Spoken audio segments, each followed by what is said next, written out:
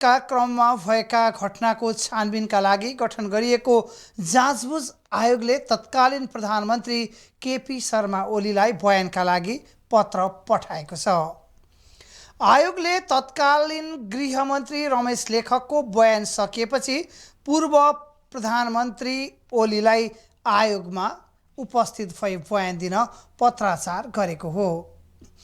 आयोग स्रोतका अनुसार आन्दोलनका बेला सरकारको भूमिका, सुरक्षा निकायको परिचालन तथा निर्णय प्रक्रियाबारे स्पष्टता लिन ओलीसँग बयान लिन आवश्यक ठानेको हो। आयोगका सदस्य विज्ञानराज शर्माले ओलीको गुन्डु स्थित निवासमै पुगेर पत्र बुझाएको पुष्टि गरे। पत्रमा 7 दिनभित्र जवाफ दिनुपर्ने समय सीमा तोकिएको छ। आयोगले बयान लिन ओलीसँग मात्र बाँकी छ। आयोगले तत्कालीन गृहमन्त्री रमेश लेखकसँग गत बुधबार बयान सकेको थियो।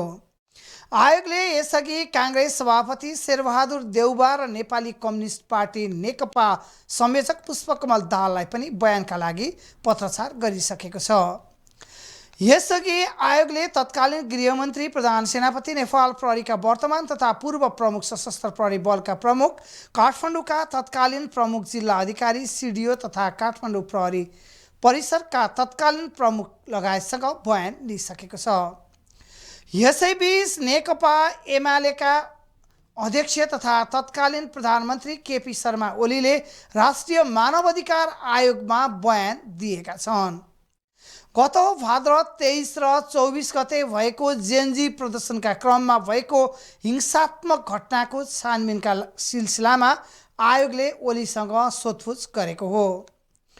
ओलीसँग आन्दोलनका बेला भएको घटनाबारे विस्तृत सोधपुछ भएको बताइएको छ।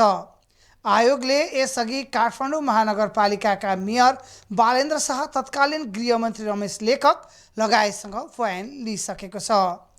आयोगले अन्य सरकारवाला तथा सुरक्षा निकायका उच्च अधिकारीसँग पनि बयान लिएको जनाएको छ।